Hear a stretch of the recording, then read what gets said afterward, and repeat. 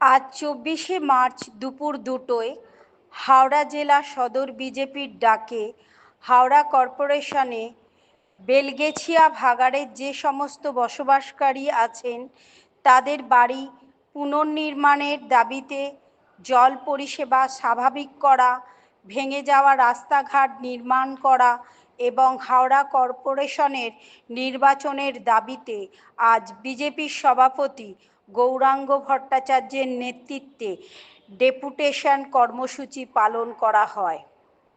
ঘন্টু গোপাল মণ্ডলের report, GM news, Howrah.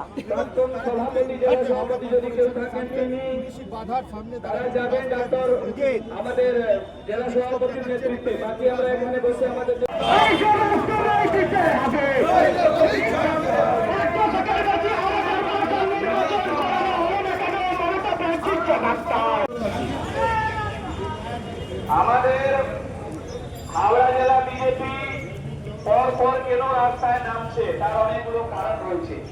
হাওড়াবাসী হিসাবে পুলিশের বহু অপমান করা রয়েছে। এই যে হাওড়া পুর নিগম ৭-৮ বছর হয়ে গেল, আমরাও হাওড়ার বাসিন্দা, সালকিয়া বাড়ি। চক্রবর্তী ওনার থেকে বড় দালাল আমি আমার জীবনে দেখিনি।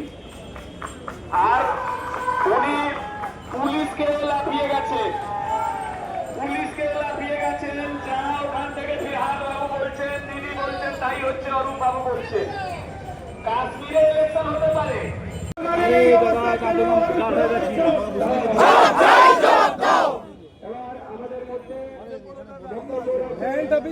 ভ্যান को बीच में लो।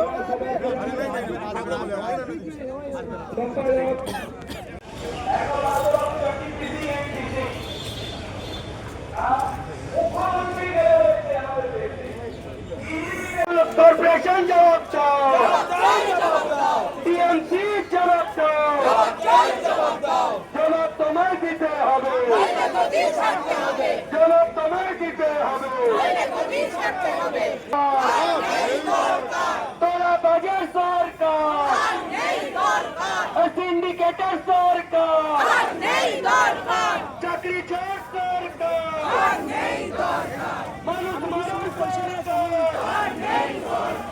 ডাক্তার মারার সরকার।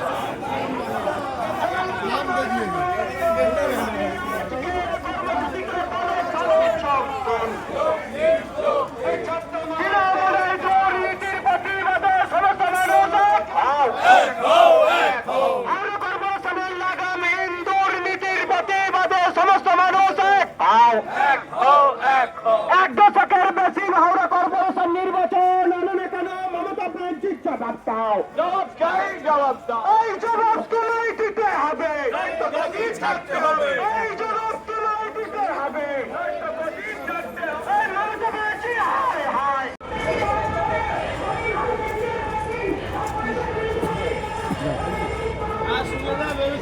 সেটা হচ্ছে যে আজকে এই ডেপুটেশন কর্মসূচি কিসের জন্য?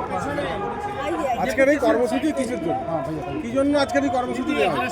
আপনারা জানেন বিগত 5 দিন ধরে আমাদের হাওড়া জেলার 1 থেকে প্রায় 16 নম্বর ওয়ার্ড মানুষ জল পায়নি। বিশেষত শিবপুর বিধানসভার মধ্যে 8 নম্বর ওয়ার্ডে যে 155 নম্বর বুথের যে মানুষ, 100-র ওপর পরিবার, 1000-এর ওপর মানুষ সেখানে গৃহহীন হয়ে রয়েছে। তাদের মাথার ওপর বাসস্থান যেটা ছিল সেটা ধসে পড়ে গেছে, ফেটে গেছে, রাস্তা 5 ফুট উঁচুতে উঠে গেছে। ভয়াবহ পরিস্থিতি ওখানকার মানুষের আছে। আমরা এসেছিলাম, ডেপুটেশন দিয়ে জানিয়েছি আপনারা কি করতে চাইছেন, কি আপনারা ওখানকার মানুষের জন্য ভেবেছেন সেটা জানান। প্রথমত আমরা মেল দিয়ে জানানোর পরেও এখানে ডেপুটি কমিশনার আমাদের কাছ থেকে নিয়েছেন আমাদের যে আমরা প্রতিবাদ জানিয়ে যে ডেপুটেশন দিতে এসেছিলাম তার কপি। কমিশনার আমাদের সাথে দেখা করেননি, এটা জঘন্য ব্যাপার। কমিশনারকে জানানোর পরেও উনি আমাদের সাথে সাক্ষাৎ করলেন না। কিসের ভয় বিজেপিকে? সুষ্ঠুভাবে দেখুন, এত কর্মী আছে, সুশৃঙ্খলভাবে আন্দোলন করছি। আমরা জানাচ্ছি মানুষের পাশে দাঁড়াতে হবে। গৃহহীন মানুষ যারা বাড়ি পাচ্ছেন না, প্রধানমন্ত্রীর আবাস যোজনার অর্থে তাদেরকে দ্রুততার সাথে ওখানে ঘর নির্মাণ করুন। যে উচ্চতায় ওখানে নোংরা জমা হয়ে রয়েছে, যার ভারের চাপে রাস্তা ফাটছে, সেই উচ্চতাটাকে কমাতে হবে। ভূস্বর্গবিদদের ডাকুন, কীভাবে করলে আরও 2-4 জায়গায় যাতে এই ডাম্পিং করানো যায়, ময়লা যাতে জমা করায় তার বন্দোবস্ত করুন। ওনাদের সাথে আলোচনা করে যে বুঝলাম এখনও পর্যন্ত ওনারা সচেতন নয়, সদিচ্ছার অভাব এবং সচেতনও নয় যে এটা তো বাড়তে পারে তো ওই রাস্তাটা মিথেন গ্যাস জমা হয়ে রয়েছে। শুভেন্দু অধিকারী ওখানে গেল, ধাক্কাধাক্কি করা হলো, ব্যারিকেড দিয়ে আটকে আঘাতও পেলেন, রক্ত বেরোলো, কি বলবেন? দেখুন, শুভেন্দুদা পশ্চিমবাংলার মানুষের জন্য উনি দিন রাত পরিশ্রম করে চলছেন, তাদের পাশে দাঁড়ানোর চেষ্টা করছেন, তার কণ্ঠ রোধ করবার, তার গতিকে রোধ করবার জন্য তৃণমূল কংগ্রেস সাথে সিপিএমকে নিয়ে, কংগ্রেসকে নিয়ে এই জিনিসটি করছেন। কিন্তু এটা আপনাদেরও আমি বলছি, এটা চ্যালেঞ্জ। পশ্চিমবাংলাবাসী কিন্তু শুভেন্দুদার পাশে আছে, বিজেপির প্রত্যেকটি কর্মী শুভেন্দুদার পাশে আছে। আগামী দিন 26-এ বিধানসভায় তার প্রমাণ আপনারা পেয়ে যাবেন। এখানে পশ্চিমবাংলায় বিজেপিকে সরকারের ডেপুটেশনটা কি আপনাদের আইটি শাখার পক্ষ থেকে দেওয়া হলো না জেলা বিজেপির পক্ষ থেকে দেওয়া? ভারতীয় জনতা পার্টি হাওড়া জেলা সদর থেকে দেওয়া হলো। সাথে আমার সাথে 13 নম্বর ওয়ার্ডের প্রাক্তন কাউন্সিলর উনি আছেন, অনিতা সিংজি, এবং 17 নম্বর ওয়ার্ড এবং 13 নম্বর ওয়ার্ড গীতা রায়। যেটা দিয়েছিলেন আইটি শাখার পক্ষ থেকে দেওয়া হয়েছিল, ওটা ইনফরমেশন আইটি